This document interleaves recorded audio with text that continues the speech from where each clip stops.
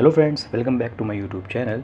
आज की इस वीडियो में मैं डिस्कस करने वाला हूं आपसे कि किस तरह से आप अपने स्पैम स्कोर को इम्प्रूव कर सकते हैं। आप अपनी वेबसाइट के स्पैम स्कोर को किस तरह से इम्प्रूव कर सकते हैं। इसके साथ ही अगर आपने मेरा लास्ट पार्ट नहीं देखा है जिसमें मैंने ये आपको बताया था कि किस तरह से आप चेक कर सकते हैं अपनी वेबसाइट का स्पैम स्कोर, तो आप वो वीडियो मेरी जाके देख सकते हैं। आज की इस वीडियो में हम डिटेल में डिस्कस करेंगे किस तरह से आप इम्प्रूव कर सकते हैं। अगर मान लीजिए आपका स्पैम स्कोर बहुत ज़्यादा हो रहा है तो किस तरह से आप उसको इम्प्रूव कर सकते हैं, यही हम सब कुछ आज डिस्कस करने वाले हैं इसी वीडियो में। तो वीडियो पे बने रहें और लास्ट तक आप वीडियो को देखें। वीडियो में अगर आप पहली बार आए हैं चैनल पर तो प्लीज़ चैनल को सब्सक्राइब करें और वीडियो से कुछ भी अगर आपको सीखने को मिलता है तो वीडियो लाइक करके ज़रूर जाएँ। बिना किसी देरी के हम शुरू करते हैं ये वीडियो।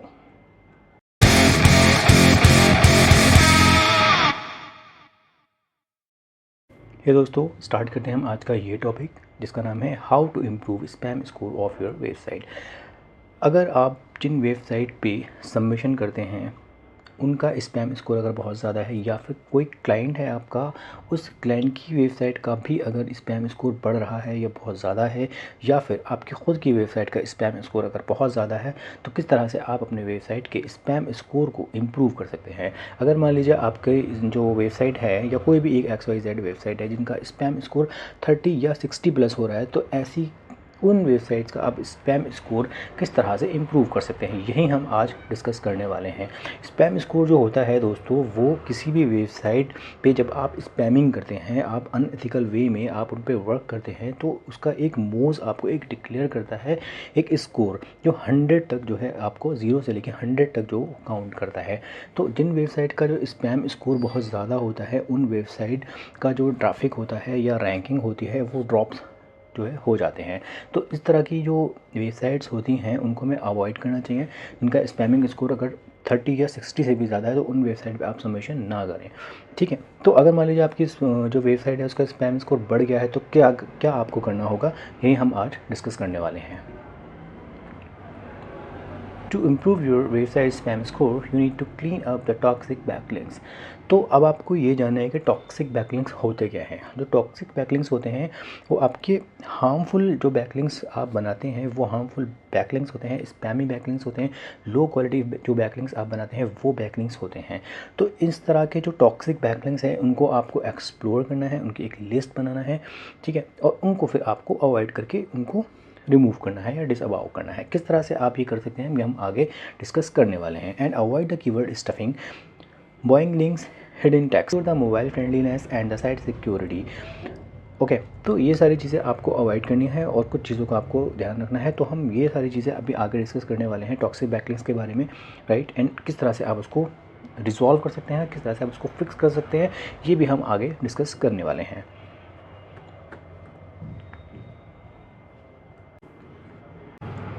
What to avoid. तो सबसे पहले हम बात करते हैं कि जो आप बैकलिंक्स बाय करते हैं उनको आपको अवॉइड करना है। यानी जो भी आपको पैकेज मिलते हैं, कुछ ऐसी वेबसाइट्स होती हैं जो आपको बैकलिंक्स जो है बाइंग करने के जो है पैकेज देते हैं। आप 1000 या 10,000 बैकलिंक्स आपको वहाँ पे कुछ प्राइस में मिल जाते हैं। तो इस तरह के जो बैकलिंक्स हैं आप उनको प्लीज़ अवॉइड करें।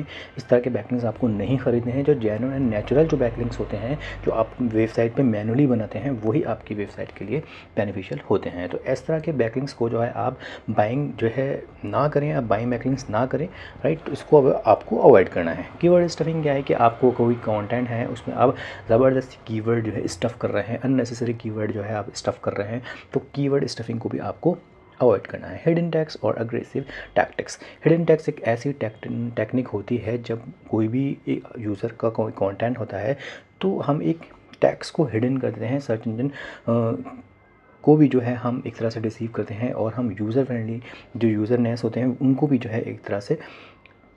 नंबर 3 इज़ हिडन टैग्स और एग्रेसिव टैक्टिक्स। ये जो टेक्निक होती है एक तरह की टेक्निक होती है कि जिसमें हम कुछ टैग्स को या अपने कुछ कीवर्ड्स को हाइड कर देते हैं और एक तरह से हम सर्च इंजन को धोखा देते हैं, एक तरह से कि हम कुछ कीवर्ड्स जो हैं हम सोर्स कोड में वो हाइड हो जाते हैं, मतलब बेसिकली कंटेंट में हम इनको हाइड करते हैं। तो हिडन टैग्स जो आपकी टेक्निक है इसको भी आपको अवॉइड करना है। Linking out to low quality websites, आप उन वेबसाइट्स पे अपना बैकलिंक्स ना बनाएं, आप सबमिशन ना करें जो जिनकी क्वालिटी बहुत ज़्यादा लो है या जिनका स्पैम स्कोर बहुत ज़्यादा है।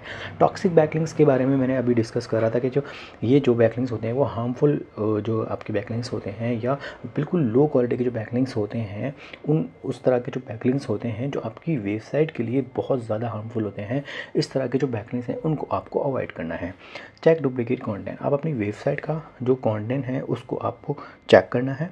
लाइक डुप्लीकेट चेकर में जाके आप चेक कर सकते हैं या कॉपी एस्केप में जाके आप चेक कर सकते हैं आपका जो पर्टिकुलर ओरिजिनल कंटेंट है किन किन वेबसाइट्स पे जो है सबमिट हुआ है, ये आपको सब कुछ देखना है। डुप्लीकेट कंटेंट आपको फाइंड आउट करना है, उसको रिप्लेस करना है, मतलब ठीक है, रिप्लेस वेबसाइट कंटेंट, उस वेबसाइट को जो डुप्लीकेट है उसको आपको रिप्लेस करना है और कुछ टाइम के बाद आप अपनी जो कंटेंट है वेबसाइट का उसको भी आपको रिप्लेस करना है, राइट। क्रिएट हाई क्वालिटी, तो एक अपनी वेबसाइट पे जो है आपको हाई क्वालिटी बैकलिंक्स हो गया या हाई क्वालिटी आपकी कंटेंट हो गया, राइट, एक यूज़र फ्रेंडलीनेस हो गया, ठीक है, ये सारी चीज़ें आपको हाई क्वालिटी वे में जो है आपको रखना है, जिससे आपको सर्च इंजन को ये लगे कि आपकी जो वेबसाइट है वो यूज़र के लिए भी बेनिफिशियल है एंड सर्च इंजन के लिए भी बेनिफिशियल है। तो इस तरह से आपको वर्क करना है। फिक्स टेक्निकल इश्यूज़, आपको कुछ टेक्निकल इश्यूज़ हैं जैसे 404 एरर आ गए, राइट, ब्रोकन लिंक्स हो गए, तो ये कौन से हो गए, ये आपके टॉक्सिक बैकलिंक्स में भी आते हैं एंड ये लो क्वालिटी ऑफ कंटेंट में भी आते हैं। तो 404 अगर आपके कुछ ब्रोकन लिंक्स हैं, कुछ 404 लिंक्स हैं, तो उनको आपको फाइंड आउट करना है, एक्सप्लोर करना है, लिस्ट बनाना है और उनको रिजॉल्व करना है। ईज़िली आप उसको गूगल कंसोल में जाके आप रिजॉल्व कर सकते हैं। तो बैकलिंक मैनेजमेंट में क्या है, बैकलिंक मैनेजमेंट में हम यही बात कर रहे थे अभी कि जितने भी आपके जो बैकलिंक्स होते हैं उनको आप ईज़िली गूगल कंसोल में जाके, आप पेजेस में जाके यहाँ से फाइंड आउट कर सकते हैं और यहाँ से जो भी आपके नोट फाउंड जो होते हैं, यहाँ पे आपके कुछ 404 एरर आ जाएंगी, कुछ आपके रीडायरेक्शन से रिलेटेड कुछ इश्यूज़ आ जाएंगे। तो इन तरह के जो इश्यूज़ हैं ये इनको आपको रिजॉल्व करते रहना है। और यहाँ पे अभी तो मेरे बैकलिंक्स यहाँ पे 404 नहीं है, बट यहाँ पे 404 जो बैकलिंक्स होते हैं वो भी जो है आ जाते हैं। तो आप उनको ईज़िली यहाँ से एक्सपोर्ट कर सकते हैं फ़ाइल को, और उन फाइल में से जो लिंक होंगे उनको आप 1 बाय 1 या फिर आप मल्टी यूआरएल में खोल के आप उनको चेक कर सकते हैं और उनको फिर रिडायरेक्शन आपको करना होगा, या फिर आपको ईज़िली जो है यहाँ से रिमूव भी आप यहाँ से कर सकते हैं। आपकी कोई वेबसाइट का अगर आपका कोई यूआरएल है तो यहाँ से आप उसको डिसअबाउ भी कर सकते हैं या रिमूव कर सकते हैं। ये वो बैकलिंक्स होते हैं जो आपकी वेबसाइट के बैकलिंक्स होते हैं और जो गूगल में जो है कैश हो गए होते हैं। तो यहाँ से आप न्यू रिक्वेस्ट में जाके आप ईज़िली आप यहाँ पे पेस्ट करेंगे उस यूआरएल को, या आप यहाँ पे देख सकते हैं all URL variation www non www। तो यहाँ पे आपको ये कैनोनिकल इश्यूज़ आपको देखना होगा, राइट। और अब जब भी आपको यहाँ पे यूआरएल डालते हैं तो आपसे ये बोलता है कि रिमूव दिस यूआरएल ओनली और remove all URL with this prefix. तो अगर मान लीजिए कोई ब्लॉग से रिलेटेड आपका कोई पेज है उसको आप डिसअबाउ कराना चाहते हैं तो आप यहाँ पे सिंपल ब्लॉग वाला डाल दीजिए एंड यहाँ पे आप ऑल ये वाला आप टेक्स्ट डाल दीजिए कि इस प्रीफिक्स के सारे जो यूआरएल हैं वो आपके डिसअबाउ आप करना चाहते हैं। तो इस तरह से आप अपनी वेबसाइट के बैकलिंक्स को जो गूगल में कैश हो गए होते हैं उनको आप डिसअबाउ कर सकते हैं, या फिर जो ऐसे टॉक्सिक बैकलिंक्स हैं जो 404 हैं बट वो आपके गूगल में कैश हो गए हैं, तो उस तरह के जो बैकलिंक्स हैं उनको भी जो है आप अवॉइड कर सकते हैं और उनको आप डिसअबाउ कर सकते हैं, राइट। तो ये होता है बैकलिंक्स मैनेजमेंट, यानी कि जो बैड बैकलिंक्स हैं या टॉक्सिक बैकलिंक्स हैं उनको आप अवॉइड करें, उनको आप रिजॉल्व करें और उनकी जगह पे आप क्वालिटी बैकलिंक्स बनाएं, right. And number 2 is content and on page issues. On page से रिलेटेड आप जितने भी इश्यूज़ हैं, मेटा टाइटल्स हो गया, मेटा टैग्स हो गया, हेड एंड टैग्स हो गए, कैनोनिकल इश्यूज़ हो गए, ये सारी चीज़ें आपको सोर्स कोड से रिलेटेड ये आपको सब कुछ देखना है। और कंटेंट से रिलेटेड आपको ये चेक करना है कि डुप्लीकेट कंटेंट तो नहीं है, आपका जो कंटेंट है ओरिजिनल वो किन किन वेबसाइट पे सबमिट है। तो ये सारी चीज़ें आपको फाइंड आउट करनी है, एक्सप्लोर करनी है और उनकी जगह फ्रेश कंटेंट आपको यूज़ करना है। Number 3 is technical and the user experience UX। तो इसके लिए जो है आपको जो आपकी वेबसाइट है वो आपको ये देखना है कि HTTPS उसमें है या नहीं, सिक्योर है नहीं है आपकी वेबसाइट। अगर आपकी वेबसाइट में HTTPS नहीं है तो वो आपको जो मेलवेयर और जो स्पैमिंग आपके जो होते हैं, जो अटैक्स होते हैं वेबसाइट पे, उनसे आपको प्रोटेक्ट नहीं कर पाएंगे। तो आपको HTTPS सिक्योर लेयर आपको ज़रूर लेनी है जो SEO के लिए भी बेनिफिशियल होता है, राइट। उसके बाद आपको सोर्स, आपको वेबसाइट का कोई अननेसेसरी सोर्स कोड या फिर अननेसेसरी जावा स्क्रिप्ट तो आप यूज़ नहीं कर रहे हैं अपनी वेबसाइट में, वो भी आपको चेक करना है। तो ये देखना है कि आपकी जो वेबसाइट है वो मोबाइल फ्रेंडलीनेस है या नहीं है, राइट। तो और उसके बाद आपको जो ब्लॉगिंग लिंक्स हैं वो भी आपको चेक करना है। तो नंबर 3 ये जो है आपका technical and the user experience है आपकी वेबसाइट का, ये आपको इम्प्रूव करना है, right. Number 4 is domain and site signal. जो डोमेन होना चाहिए आपकी वेबसाइट का वो जितना शॉर्ट होगा वो उतना ही एसईओ के लिए जो वो बेनिफिशियल होगा। बहुत ज़्यादा अगर बड़ा आप डोमेन ले रहे हैं, या आप मान लीजिए आपको कोई कीवर्ड है, लॉन्ग टेल कीवर्ड है, आप चाहते हैं कि मैं उस लॉन्ग टेल कीवर्ड का एक डोमेन ले लूँ, तो वो एसईओ पॉइंट ऑफ व्यू से वो बेनिफिशियल नहीं होगा। तो आपको बहुत ज़्यादा बड़ा जो डोमेन है वो आपको नहीं लेना है, उसको आपको अवॉइड करना है।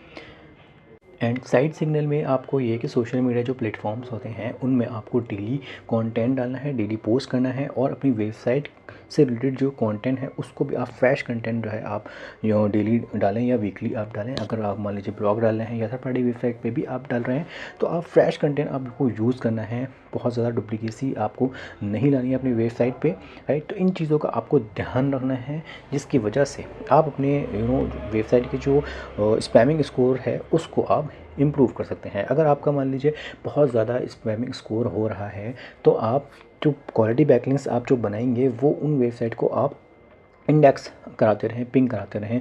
तो इस तरह के जो ब्लॉग्स बना रहे हैं या आर्टिकल्स बना रहे हैं, या मोस्टली आप गेस्ट ब्लॉग करें, या उसके बाद आप अपनी वेबसाइट पे जो ब्लॉग है वो आप डाल सकते हैं।